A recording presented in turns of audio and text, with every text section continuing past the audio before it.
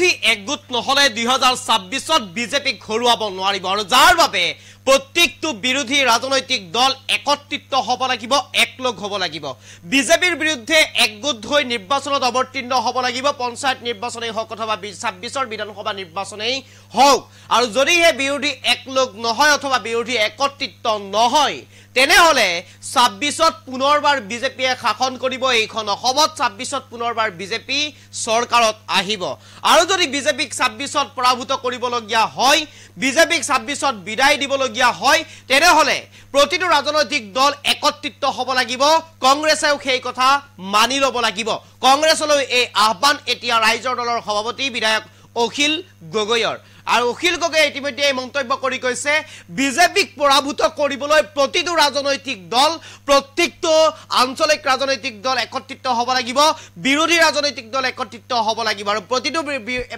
বিৰোধী ৰাজনৈতিক দল একত্ৰিত হৈ বিজেপিক পৰাভূত কৰিবলৈ চেষ্টা কৰিব লাগিব আৰু এই সন্দৰ্ভত ইতিমধ্যে ৰাইজৰ দলৰ সভাপতিগৰাকীয়ে উল্লেখ কৰি কৈছে এইবাৰ পঞ্চায়ত নিৰ্বাচনত একত্ৰিত হৈ নিৰ্বাচনত অৱতীৰ্ণ হোৱাটো খুব প্ৰয়োজন আছে আৰু নিৰ্বাচনত এইবাৰ পঞ্চায়ত নিৰ্বাচনত ৰাইজৰ দলৰ ফালৰ পৰা প্ৰতিটো পঞ্চায়ত নিৰ্বাচনতে প্ৰাৰ্থিত্ব আগ নবঢ়াই কেইবাটাও নিৰ্বাচিত পঞ্চায়ত আছে সেই পঞ্চায়ততে আগবঢ়াব প্ৰাৰ্থিত্ব আৰু একত্ৰিত হৈ নিৰ্বাচন খেলাৰ পোষকতা ৰাইজৰ দলৰ সভাপতি তথা বিধায়ক অখিল গগৈ আৰু ইতিমধ্যে একত্ৰিতৰ সন্দৰ্ভত ৰাহুল গগৈলৈ পত্ৰও লিখিছে বিধায়ক অখিল গগৈয়ে কৈছে প্ৰতিটো বিৰোধী ৰাজনৈতিক দলক ৰাহুল গান্ধীয়ে আমন্ত্ৰণ জনাব লাগে আৰু এখন বৈঠক বহিব লাগে 2026ত কেনেদৰে বিজেপিক পৰাভূত কৰিব লাগিব তাৰ ষ্ট্ৰেটেজি কি হ'ব কেনেদৰে আগবাঢ়ি যাব লাগিব পঞ্চায়ত নিৰ্বাচন কেনেদৰে একত্ৰিত হৈ খেলিব লাগিব এই সন্দৰ্ভত এখন বৈঠক বহাটো খুব প্ৰয়োজন আৰু এই বৈঠকতে সিদ্ধান্ত গ্ৰহণ কৰিব লাগিব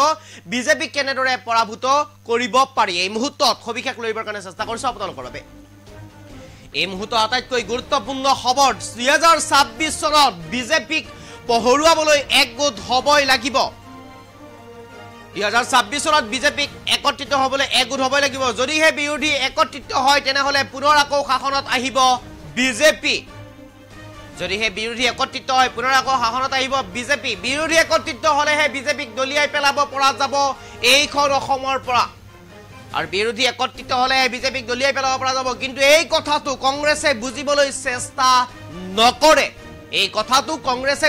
চেষ্টা নকৰে পঞ্চায়ত নিৰ্বাচন একেলগে খেলিবলৈ কংগ্ৰেছক আহ্বান জনালে বিধায়ক অখিল গগৈয়ে আৰু আনহাতে পঞ্চায়ত নিৰ্বাচনত প্ৰতিটো পঞ্চায়ততে নিদিয়ে প্ৰাৰ্থী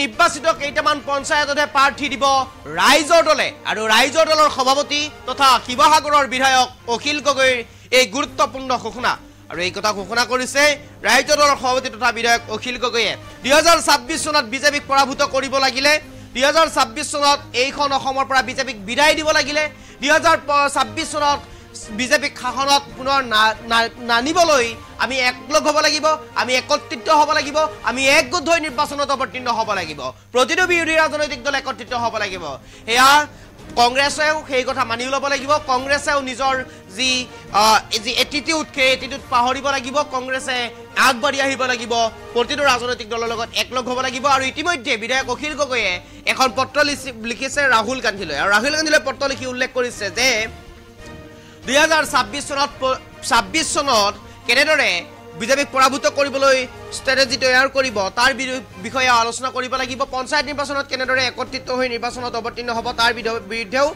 তাৰ বিষয়ে একত্ৰিত হ'ব লাগিব আৰু এই কথা ইতিমধ্যে ঘোষণা কৰিছে বিধায়ক অখিল গগৈয়ে প্ৰতিটো বিৰোধী ৰাজনৈতিক দল একত্ৰিত হৈ নিৰ্বাচনত অৱতীৰ্ণ হোৱাটো এতিয়াও যেন পোষকতা কৰি আছে এতিয়াও যেন আহ্বান জনাই আছে মন্তব্য আছে বিধায়ক অখিল গগৈ শুনাব বিচাৰিছো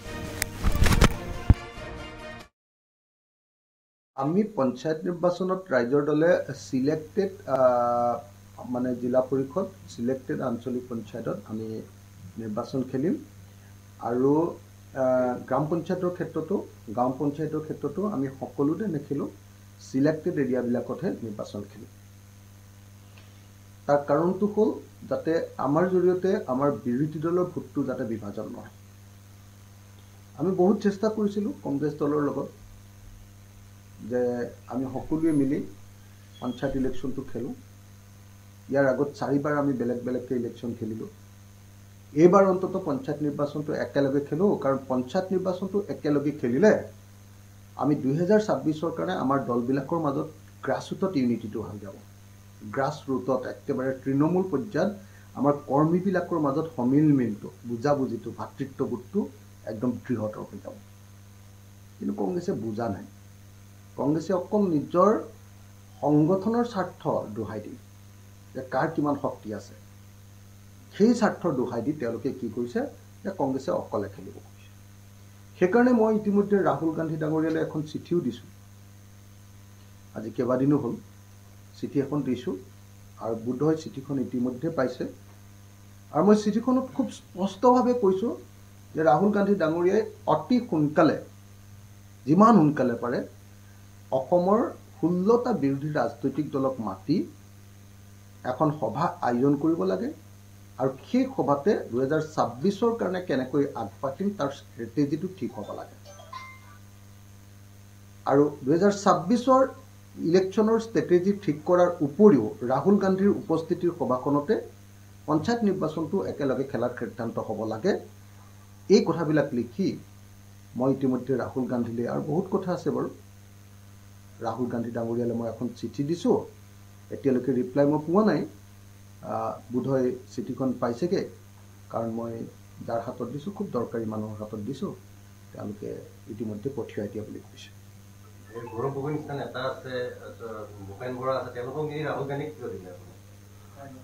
মানে প্ৰদেশ কংগ্ৰেছে স্পষ্টকৈ ঘোষণা কৰিছে যে তেওঁলোকে পঞ্চায়ত ইলেকশ্যনত ৰাইজৰ দল আৰু অন্যান্য বিৰোধী দলৰ লগত একেলগে নাথাকে। প্ৰদেশ কংগ্ৰেছে স্পষ্টকৈ ঘোষণা কৰিছে যে পঞ্চায়ত ইলেকশ্যনটো সকলোৱে অকলে অকলে খেলি নিজৰ শক্তি সামৰ্থ্য দেখুৱাব লাগে। আমি আকৌ এই মুহূৰ্তত শক্তি সামৰ্থ্য দেখুওৱাতকৈ আৰু শক্তি সামৰ্থ্য দেখুৱাবলৈ গৈ ভোট বিভাজন কৰাতকৈ আমি এই মুহূৰ্তত 2026ত বিজেপিক পৰাভূত কৰাৰ কাৰণে বেছি দায়বদ্ধ।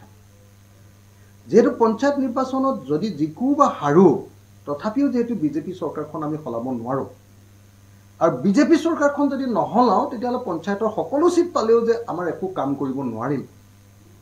গতিকে আমাৰ কাৰণে মেইন টাৰ্গেট, মই সদায় কৈ আছোঁ, মই অৰ্জুনৰ নিচিনাকৈ অকল এটাই দেখোঁ, সেইটো হ'ল 26ৰ নিৰ্বাচন। তাৰ বাহিৰে মধ্যৱৰ্তী মই কোনো ব্যৱস্থাই নেদেখোঁ। আমাৰ ৰাইজৰ দলৰ এতিয়া স্থিৰ সিদ্ধান্ত যে 26ত আমি হিমন্ত বিশ্ব শৰ্মা চৰকাৰখনক হৰুৱাব লাগিব, আৰু হৰুৱাৰ একমাত্ৰ আৰু আটাইতকৈ ডাঙৰ মন্ত্ৰটোৱে হ'ল বিৰোধী দলবিলাকৰ একতা। সদায় ৰুলিং পাৰ্টিৰ বিৰুদ্ধে বিৰোধী দল একলগ হ'বই লাগিব। অকল বিজেপিৰ বিৰুদ্ধে বুলি নহয়, সকলো ৰুলিং পাৰ্টিৰ বিৰুদ্ধে সকলো বিৰোধী দল ঐক্যবদ্ধ হয়। কিন্তু আমি বাৰম্বাৰ দেখিছোঁ যে কংগ্ৰেছে এই নীতিৰ পৰা সদায় ইলেকশ্যনৰ সময়ত আঁতৰি আহে। ইলেকশ্যনৰ আগলৈকে সদায় কৈ থাকে যে আমি একলগ হৈ থাকিম, একেলগে থাকোঁ, একেলগে মিটিঙো কৰোঁ। ইলেকশ্যন অহাৰ লগে লগে তেওঁলোকৰ গাত সাংঘাতিক বতাহ লাগি যায়, আৰু তেওঁলোকে এক ৰাতিৰ ভিতৰতে কৈ দিয়ে যে নাই, আমি ইলেকশ্যন বেলেগকৈ খেলিম। আমাক মানে ৰামঠগন এতিয়ালৈকে 4বাৰ দিলে। 2021ত কংগ্ৰেছে দিলে, 2021ত আকৌ উপ নিৰ্বাচনত কংগ্ৰেছে দিলে, মূল নিৰ্বাচন 2021ৰ বিধানসভা নিৰ্বাচনত ৰামঠগন দিলে, 2021ৰ উপ নিৰ্বাচনত ৰামঠগন দিলে, 2024ৰ লোকসভা নিৰ্বাচনত ৰামঠগন দিলে, 2024ৰ উপ নিৰ্বাচনত ৰামঠগন দিলে, আৰু পঞ্চায়ততো চাগে ঠগনটো দিবলৈ গৈ আছে। 5টা ঠগন খোৱাৰ পাছত আৰু 6 নম্বৰত একলগ হয়নে নহয় নাজানো বাৰু। সেইকাৰণে মই বাৰম্বাৰ কৈ আছোঁ যে কংগ্ৰেছে যদি বস্তুটো বুজি নাপায় তেতিয়াহ'লেতো বিজেপিক বিদায় দিব নোৱাৰিম আৰু তেতিয়া। আৰু আটাইতকৈ ডাঙৰ কথা, কংগ্ৰেছে গোটেই সদায় ইউনিটিটো ভাঙি দিয়ে, আৰু তাৰপিছত বাকী দলবিলাকক তেওঁলোকে প্ৰচাৰ কৰে যে এওঁলোক বিজেপিৰ এজেণ্ট। অথচ কংগ্ৰেছে বিজেপিক বিদায় দিবৰ কাৰণে দায়বদ্ধ নহয়। They are not committed to defeat BJP. Congress is not committed to defeat BJP. তেওঁলোকে কেৱল আনক দায়বদ্ধতাটো পালন কৰিবলৈ দিয়ে যে তোমালোকে সকলো ত্যাগ কৰি কংগ্ৰেছক সমৰ্থন দি তোমালোকে বিজেপিক হৰুৱা। এইটোতো কথা হ'ব নোৱাৰে ন। আমাৰ অস্তিত্ব নাইকিয়া কৰি কংগ্ৰেছক সমৰ্থন দিম, আৰু কংগ্ৰেছে নিজৰ সংগঠন বৃদ্ধি কৰিবৰ কাৰণে আমাক সদায় খটুৱাই থাকিব। এইটো আমি মানি ল'ব নোৱাৰোঁ। পৰিণাম কি হ'বগে? একলা তেলা নিজে গৈ আছে কংগ্ৰেছ অকলে খেলিব, কি হ'বগে কংগ্ৰেছ?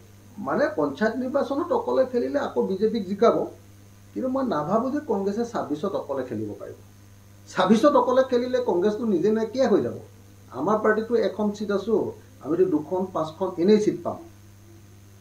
আমাৰ লোকচান একো নহয়, কংগ্ৰেছৰ লগত নগ'লেও আমাৰ লোকচান নহয়। আমি কংগ্ৰেছৰ লগত যাবলৈ এইকাৰণেহে বিচাৰিছোঁ যে কংগ্ৰেছৰ লগত গ'লে আমি বিজেপিক হৰুৱাব পাৰিম। আৰু কংগ্ৰেছে বিচাৰিছে যে তেওঁলোকে বিজেপিক হৰুৱাব পাৰক বা নোৱাৰক, নিজৰ চিটকেইখন যেনে তেনে ধৰি ৰাখিব লাগে। তেওঁলোকে ক'তো কম্প্ৰমাইজ নকৰে। তেওঁলোকে য'তেই জিকিব পাৰে সেই চিটকেইখন কাকো নিদিয়ে, আৰু যিকেইখন হৰা চিট আছে তাৰ পৰা 2খন এখন আমাক দিব। 26ৰ নিৰ্বাচনত বিজেপি পুনৰ ওলাই যোৱাৰটো খাটা মানে বিজেপিক আমি হৰুৱামেই, এইটো মোৰ প্ৰতিজ্ঞা। 26 অক্টোবৰ তাৰিখৰ পৰা বিজেপিক হৰুৱাবৰ কাৰণে ঘৰলৈ যোৱা নাই, মানুহৰ মাজতে ঘূৰি ফুৰিছোঁ। কিন্তু বিজেপিক হৰুৱাটো তেতিয়া টান হ'ব যেতিয়া আমি কংগ্ৰেছ আৰু অন্যান্য বিৰোধী দলবিলাক একলগ নহ'ম। যদি একলগ হওঁ তেতিয়াহ'লেতো বিজেপি এক ৰাতিৰ ভিতৰত লৈ যাব। এতিয়া কংগ্ৰেছে গণ্ডগোল কৰি আছে, কৰিম কি? আমি আশা কৰোঁ যে কংগ্ৰেছে গণ্ডগোল নকৰিব, আৰু আমি সকলো মিলি কংগ্ৰেছক বিজেপিক আমি সকলো মিলি বিজেপি দলক 2026 চনত নিশ্চিতভাৱে পৰাভূত কৰিব পাৰিম। আমি পঞ্চায়ত নিৰ্বাচনত ৰাইজৰ দলে চিলেক্টেড মানে জিলা পৰিষদ, চিলেক্টেড আঞ্চলিক পঞ্চায়তত আমি নিৰ্বাচন খেলিম, আৰু গ্ৰাম পঞ্চায়তৰ ক্ষেত্ৰতো গাঁও পঞ্চায়তৰ ক্ষেত্ৰতো আমি সকলোতে নেখেলোঁ, চিলেক্টেড এৰিয়াবিলাকতহে নিৰ্বাচন খেলিম। তাৰ কাৰণটো হ'ল যাতে আমাৰ জৰিয়তে আমাৰ বিৰোধী দলৰ ভোটটো যাতে বিভাজন নহয়। আমি বহুত চেষ্টা কৰিছিলোঁ কংগ্ৰেছ দলৰ লগত যে আমি সকলোৱে মিলি পঞ্চায়ত ইলেকশ্যনটো খেলোঁ। ইয়াৰ আগত 4বাৰ আমি বেলেগ বেলেগকৈ ইলেকশ্যন খেলিলোঁ। এইবাৰ অন্তত পঞ্চায়ত নিৰ্বাচনটো একেলগে খেলোঁ, কাৰণ পঞ্চায়ত নিৰ্বাচনটো একেলগে খেলিলে আমি 2026ৰ কাৰণে আমাৰ দলবিলাকৰ মাজত গ্ৰাছৰুটত ইউনিটিটো হৈ যাব। গ্ৰাছ ৰুটত একেবাৰে তৃণমূল পৰ্যায়ত আমাৰ কৰ্মীবিলাকৰ মাজত সমিলমিলটো, বুজাবুজিটো, ভাতৃত্ববোধটো একদম দৃঢ়তৰ হৈ যাব। কিন্তু কংগ্ৰেছে বুজা নাই। কংগ্ৰেছে অকল নিজৰ সংগঠনৰ স্বাৰ্থ দোহাই দি, যে কাৰ কিমান শক্তি আছে, সেই স্বাৰ্থৰ দোহাই দি তেওঁলোকে কি কৰিছে যে কংগ্ৰেছে অকলে খেলিব কৈছে। সেইকাৰণে মই ইতিমধ্যে ৰাহুল গান্ধী ডাঙৰীয়ালৈ এখন চিঠিও দিছোঁ। আজি কেইবাদিনো হ'ল চিঠি এখন দিছোঁ, আৰু বোধহয় চিঠিখন ইতিমধ্যে পাইছে। আৰু মই চিঠিখনত খুব স্পষ্টভাৱে কৈছোঁ যে ৰাহুল গান্ধী ডাঙৰীয়াই অতি সোনকালে, যিমান সোনকালে পাৰে, অসমৰ 16টা বিৰোধী ৰাজনৈতিক দলক মাতি এখন সভা আয়োজন কৰিব লাগে, আৰু সেই সভাতে 2026ৰ কাৰণে কেনেকৈ আগবাঢ়িম তাৰ ষ্ট্ৰেটেজিটো ঠিক হ'ব লাগে। আৰু 2026ৰ ইলেকশ্যনৰ ষ্ট্ৰেটেজি ঠিক কৰাৰ উপৰিও ৰাহুল গান্ধীৰ উপস্থিতিৰ সভাখনতে পঞ্চায়ত নিৰ্বাচনটো একেলগে খেলাৰ সিদ্ধান্ত হ'ব লাগে। এই কথাবিলাক লিখি মই ইতিমধ্যে ৰাহুল গান্ধীলৈ, আৰু বহুত কথা আছে বাৰু, ৰাহুল গান্ধী ডাঙৰীয়ালৈ মই এখন চিঠি দিছোঁ। এতিয়ালৈকে ৰিপ্লাই মই পোৱা নাই, বোধহয় চিঠিখন পাইছেগৈ, কাৰণ মই যাৰ হাতত দিছোঁ খুব দৰকাৰী মানুহৰ হাতত দিছোঁ, তেওঁলোকে ইতিমধ্যে পঠিয়াই দিয়া বুলি কৈছে। গৌৰৱ গগৈ নিচিনা নেতা আছে, ভূপেন বৰা আছে, তেওঁলোকক নিয়ে ৰাহুল গান্ধীক কিয় দিলে? নহ'লে প্ৰদেশ কংগ্ৰেছে স্পষ্টকৈ ঘোষণা কৰিছে যে তেওঁলোকে পঞ্চায়ত ইলেকশ্যনত ৰাইজৰ দল আৰু অন্যান্য বিৰোধী দলৰ লগত একেলগে নেখেলে। প্ৰদেশ কংগ্ৰেছে স্পষ্টকৈ ঘোষণা কৰিছে যে পঞ্চায়ত ইলেকশ্যনটো সকলোৱে অকলে খেলি নিজৰ শক্তি সামৰ্থ্য দেখুৱাব লাগে। আমি আকৌ এই মুহূৰ্তত শক্তি সামৰ্থ্য দেখুওৱাতকৈ আৰু শক্তি সামৰ্থ্য দেখুৱাবলৈ গৈ ভোট বিভাজন কৰাতকৈ আমি এই মুহূৰ্তত 2026ত